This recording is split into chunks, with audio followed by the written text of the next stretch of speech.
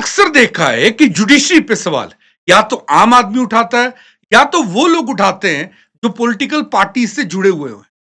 जो लोग top executive positions जैसे कि president, vice president, prime minister या मिनिस्टर्स के पद पर बैठे हैं, वो लोग जुडिशरी पे टिप्पणी नहीं करते।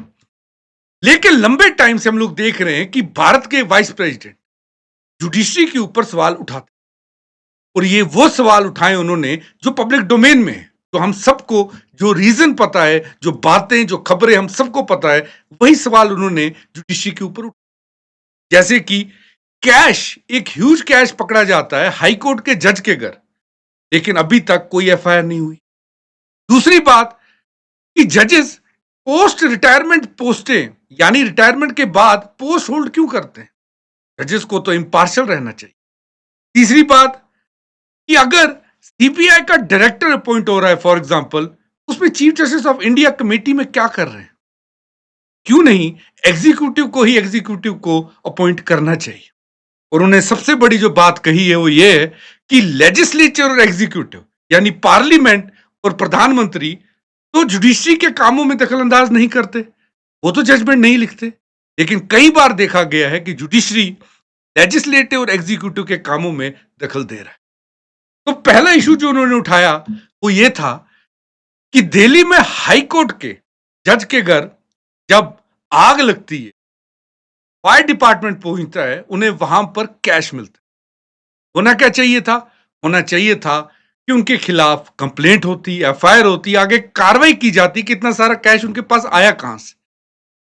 लेकिन वाइस प्रेसिडेंट साहब का कहना है कि हुआ ऐसा कुछ भी नहीं, उनके खिलाफ अभी तक एफआईआर भी नहीं हुई है, कोई इंक्वायरी नहीं हुई है, सिर्फ उन्हें ट्रांसफर किया। आप खुद ही सुन लीजिए वाइस प्रेसिडेंट साहब ने क्या कहा है। That are the residence, official residence of judge of the High Court, cash in large amount was found. Now the point is, if that cash was found, system should have moved immediately, and the first process would have been to deal with it as a criminal act, find out those who are culpable, bring them to justice. But so far there has been no FIR. दूसरा issue जो vice president साहब ने उठाया है वो है कि appointments को लेकर जो जजेस रिटायरमेंट के बाद कुछ ऑफिसेस होल्ड करते हैं।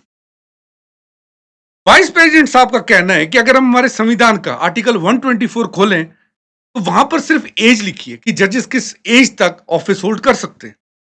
वहां पर ऐसा कुछ भी नहीं लिखा है जो जजेस को रोक सके कि वो इसके बाद एक बार जज से रिटायर होने के बाद कोई ऑफिस होल्ड नहीं कर सकते।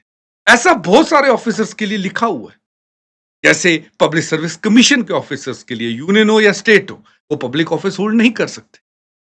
प्रेसिडेंट, वाइस प्रेसिडेंट के अनुसार जजेस के लिए ऐसा इसलिए नहीं लिखा गया क्योंकि हमारे कॉन्स्टिट्यूशन मेकर्स को यह विश्वास था कि जजेस इंपार्शियल रहेंगे, ऐसा कोई जॉब होल्ड नहीं करे।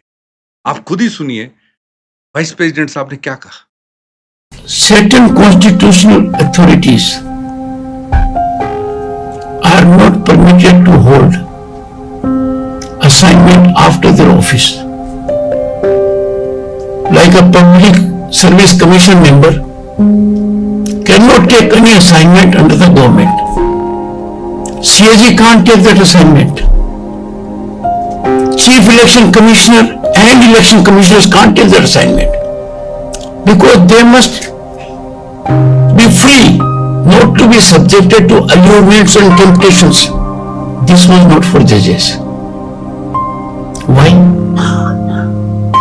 Because judges were expected to be totally away from it. And now we have post-retirement posts for judges. अगर आप यूपीएससी की तैयारी कर रहे हैं और आप चाहते हैं कि आपकी तैयारी एक स्ट्रेट लाइन, स्ट्रीमलाइन तरीके से हो, अफोर्डेबल प्राइस में हो, अनअकैडमी आपके लिए लेके आया एक ऑफर। 19,999 में आपको एक साल का सब्सक्रिप्शन हमारे सब यूपीएससी कोर्सेज का, उसकी 12 मंथ्स की फ्री एक्सटेंशन मिल सकती है। अगर आप बेस्ट एजुकेटर से पढ़ने चाह रहे हैं तो आपके लिए बेस्ट चांस है। आप मेरा कोड NAVI57 भी यूज कर सकते हैं। इंडिया के टॉप एजुकेटर्स आपको यहां पर गाइड करेंगे, और आपकी जर्नी को आसान। उसी के साथ साथ अगर आप यूपीएससी की आइकॉनिक सब्सक्रिप्शन लेते हैं तो आपको ये बेनिफिट्स मिलेंगे, जैसे बुक्स, मुनाल सर की बुक, सुदर्शन सर की बुक, मिडाइवल हिस्ट्री के, इंडिया हिस्ट्री के नोट्स, एंड उसी के साथ साथ मॉडर्न हिस्ट्री के नोट सेट। तो वेट क्या कर रहे हैं, जल्दी से डिस्क्रिप्शन में लिंक पे क्लिक करके ऑफर्स के बारे में जानें। तीसरी बात जो वाइस प्रेसिडेंट साहब ने सवाल उठाया वो ये था कि जब सीबीआई के डायरेक्टर को अपॉइंट किया जाता है तो वो किया जाता है, उसका नाम रिकमेंड एक 3 मेंबर कमेटी करती है। उस 3 मेंबर कमेटी में प्राइम मिनिस्टर साहब है, लीडर ऑपोजिशन है और चीफ जस्टिस साहब है। वाइस प्रेसिडेंट साहब का ऐसा कहना है कि अगर सीबीआई, जिसके नीचे इतने सारे ऑफिसर्स काम करते हैं, एक पूरा सिस्टम काम करता है, उस ऑफिसर को क्यों नहीं एग्जीक्यूटिव ही अपॉइंट करता? जुडिशरी का उसमें क्या काम है? हमने ये देखा है, जैसे न्यूज है, यहां पर आप 3 नाम पढ़ सकते हैं जिनकी कमेटी नाम रेकमेंड करती है। आपको क्या लगता है, सही बात है या नहीं? देखिए वाइस प्रेसिडेंट साहब ने क्या कहा। I am aghast that a functionary of the executive like the CBI director is appointed with the participation of Chief Justice of India. Why? And just think and steer your minds. CBI director is not the senior most person in the hierarchy. He has above him several layers. CVC, Cabinet Secretary, all secretaries. After all, he is heading a department. You must use your pen. Is it happening elsewhere in the world? Can it happen under our constitutional scheme? Why should an appointment of the executive be made by anyone else other than the executive? आखिरी में vice president साहब ने यह कहा कि institutions के बीच में separation of power होना चाहिए, जो आर्टिकल 50 भी कहता है, there should be separation of power.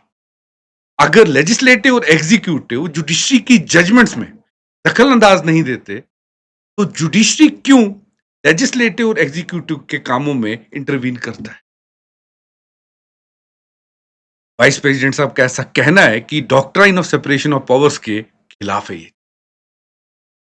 तो ये 4 ऐसे इश्यूज हैं जो पॉइंट आउट किए हैं वाइस प्रेसिडेंट ने। आपके इस बारे में क्या कहना है, मेरे को कमेंट्स में जरूर बताइएगा।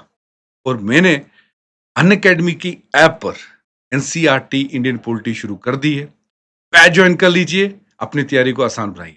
Thanks for watching Unacademy, let's crack it.